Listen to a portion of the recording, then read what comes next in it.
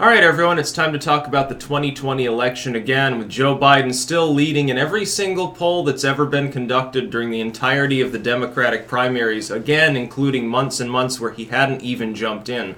It was funny because Sanders, he was all hyped up, but he never actually, not in a single polling period, was he ever ahead of Biden, even when he had jumped in, started campaigning. A fairly good start with his speeches and so forth, getting people fairly excited, at least his core fans. And then things, just they never really amount to anything. But, Bernie Sanders stalls at around 20%. Biden's like 25, 30, and did so without really campaigning for quite some time. Part of it's name recognition. Although really that doesn't account for much. Really it's about electability. That helps. If you're recognized, people are going to compare you to someone that they've never heard of before and say, well, I don't know about this person. Maybe that hasn't. Maybe there's a reason for this. Otherwise, though, Biden really riding high. It's interesting to note, in any given polling period, you can go back to the historical data. At no time, Sanders has been consistently in second place. Nobody else has come close. Harris and Warren kind of straddle the line occasionally, but not really. It's really about Sanders as the second wheel candidate. In no period have any of Bernie Sanders' upper numbers, like the highest polling during a period that's being aggregated on RCP, his highest numbers are never as high as Biden's lowest number in any given period of time. He has an uphill battle. The problem for Sanders is twofold. He's even older. That's already a problem for Biden. Sanders is a couple years older than he is, and he's a socialist. That's really what it boils down to. His core fans think it's great. His core fans think, well, socialism, huzzah. Or at the very least, they think, well, people shouldn't be so afraid of this ideology. I'm telling you that the optics of Venezuela having so many problems right now probably aren't helping him that much. This is why I talk about Venezuela a lot in the context of him happening to be the senator from Vermont, even though, again, he was born and raised in Brooklyn, which a lot of Vermonters don't understand either. They think that he crawled out from the mountains like a wild man and just sort of became a politician or something like that. No, he's from the cold, lonely streets of Brooklyn. It's very funny. But here's the thing. If we look at all the polling, it's such a consistent trend that it's not. Sometimes early on in a race, somebody's doing really well, and then they sort of crash and burn. There's no real reason to suggest that Biden will do that, because here's the thing. Here's Biden's way forward if he wants to become the nominee. He needs to put every available ounce of effort into Iowa and New Hampshire. I'll tell you why. In Iowa, he can cement himself as the front runner, number one, and number two, the electability thing comes off the table just by winning the first state, if he wins the Iowa caucus. With that tailwind, with a fresh victory, and having focused heavily in New Hampshire, and he should be campaigning there wildly right now, he should go and he should do a tour of every small town in New Hampshire, spend a whole fucking week in northern New England and campaign there. If he can grab New Hampshire, Bernie Sanders is fucked. Because the only path forward for Sanders involves winning New Hampshire. If he loses, it's going to be the most conspicuous thing ever. It's the twin state of the state he represents. His approval in New Hampshire is very, very high. If he loses New Hampshire, he's done. Having two victories, the electability thing is even less of an issue for Biden. He goes into South Carolina, wins it, knocks out Kamala Harris, who needs some of the communities there that are more majority-minority and Southern and so forth, that she can put on her twang for and put on a show for. In Nevada, he knocks out Warren. Nobody else then has a chance. He goes into Super Tuesday, probably sweeps half those states up. He becomes essentially the nominee right then and there. The superdelegate system alone is only going to be a problem for Joe Biden. And I think they would like someone who's younger, more fresh-faced, in all honesty. It only becomes a problem if there's someone who's come close to him. Will it be a problem if he's won the first four states, half the Super Tuesday states? No, the superdelegate thing won't be a problem because everyone else will be so crippled they won't be able to challenge him anymore. And in such a crowded field, he doesn't need to be a well-liked candidate. This is actually a huge problem for the Democrats, a ticking time bomb they don't seem to understand for 2020.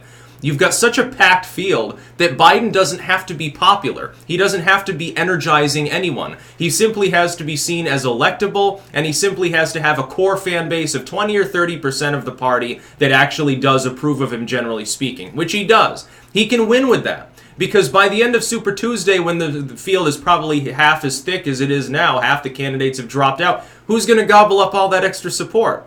When Hickenlooper drops out, who's he going to endorse? Is he going to endorse someone who won 2 states on Super Tuesday, or the presumptive nominee? Nobody wants to put their money behind someone who's almost certain to lose. unless they've got nothing to lose.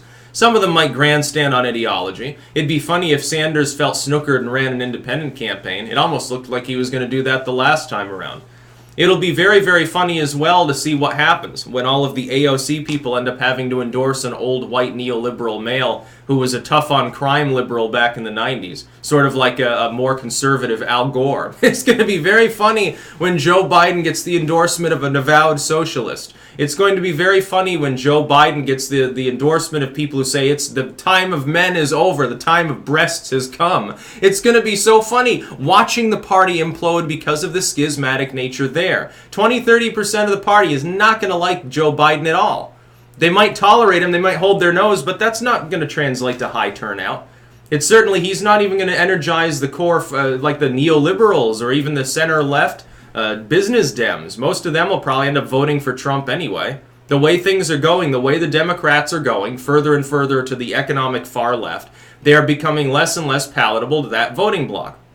The problem is that voting bloc is more powerful than these people think, if the turnout's high enough.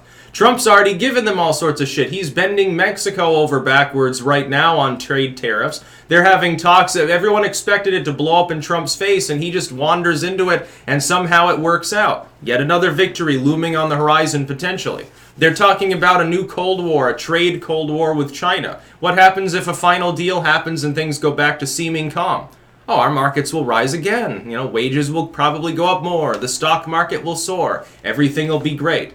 You know, this has happened like 5 or 6 fucking times. They always assume that Trump is going to destroy himself with some crazy action, and those crazy actions, somehow they always magically pan out. It's almost like you need a boardroom cutthroat in order to manage countries that you're not already a fucking ally of. Wow. What a novel idea. Do I want Joe Biden in there making decisions about what I should pay for taxes and regulation? No, I don't want Joe Biden anywhere near the goddamn economy. Yes, if he's the nominee, it's almost certain I'll vote for Trump. Unless Trump starts a war or has a stroke or something, yeah, I'll probably vote for Trump again. Not out of some deep, undying love for every part of his platform or universal acclaim for everything that he's done. There are plenty of things I've disagreed with, from black sites to striking Syria. But at the same time, if the alternative is a turd and Trump is doing at least a reasonable job, why the fuck would I want to change boats in the middle of the river, so to speak? It wouldn't make any sense. But the fact that Joe Biden is even the leader, the fact that he's even running, is surreal to me. Like getting this corpse-like, creepy old man to join in and having him, magically become the front runner when he does. It could only possibly happen. The only reason this is happening and that Joe Biden is both, the possible nominee and got in the first place, and I would say it's likely he will be nominated, let's be honest. And the only reason that's possible is because everyone else in the race fucking sucks. Some of them that would otherwise have been more viable, they got in too late. Like Beto and Buttigieg potentially could have been viable. They waited too long. They waited for fucking ever. They should have gotten in early. And then you had some of the people that would have been viable. They destroyed themselves like Gillibrand, or they disappeared like Castro and Gabbard. Gabbard being someone that, you should have more visible. The Democrats should be asking the networks to get her on more often, running the risk that she becomes a viable campaigner. Yes, but she looks good for the cameras, she's well-spoken, and she's not your mama's Democrat, so that's what you need right now. You need someone who's not a fruitcake up there. Unfortunately, right now, the only people that are visible are a geriatric neoliberal who's not loved by half the party, and a geriatric socialist who's not loved by half the party. That's a problem, a real big problem. And Joe Biden's not going to be able to pull back in the far-left youth as the old neoliberal white male that he is simply by having Kamala Harris or Elizabeth Warren as his running mate.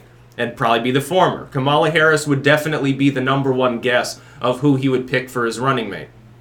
Then, of course, you get the question on the table, despite the fact that that's a relatively good combination. Someone younger, ethnic minority and so forth. Despite that, it brings forth the portent, the idea, this I'm sure would be exploited by a lot of Trump fans, that the first female president wouldn't have been elected. She would have finished out the term of a male. That would not look good in the history books for the feminist movement, I'm just saying. So, Biden should choose carefully, because I'm sure that would become an optics issue for him. Oh, it's one that I would raise willingly, over and over again. I would find that fucking hilarious. Yeah, okay, Kamala Harris, the first female president, is going to be non-elected and really far left and have like lied and crazy shit like that about her weed usage and put people in jail for truancy of all things. Yeah, this is the person I want to be the first female president of the United States. What a wonderful time. Can you say we're Brazil 2.0 or some shit like that? I mean, like previous to Bolsonaro. So when I look at the polling, it's not surprising, but it is surreal. It's surreal to see Joe Biden topping the Democratic nomination. What the fuck is this? The 90s? The early 2000s or some crazy shit like that? You'd think the Democrats could find somebody that's halfway decent who's under 60. But apparently not. All of those people are crazy too. And then Bernie Sanders is number 2 within the party. If he gets knocked out in New Hampshire, has to endorse Biden, that gives him the nomination almost right away. If that happens, it'll put him above 50% in most of the states. Well, you know, even in a very thin field, he wins at that point. Who's going to stand against him? Is Beto O'Rourke going to stop him? Beto out of nowhere. Is Jeb Bush going to put a D after his name and run? I almost wouldn't put it past him at this point. He grandstand, well, I've seen the problems of the Republican Party. I've decided to become a Democrat. And that'd be hilarious. He'd run in the turtle platform. He should start rambling. He should make a cult about how it actually is that the world sits on the back of a turtle and just like rolls around as the turtle moves and weird shit like that. At least it'd be an exciting campaign. I don't know, maybe Vermin Supreme will win in 2020. That's about all. Peace out.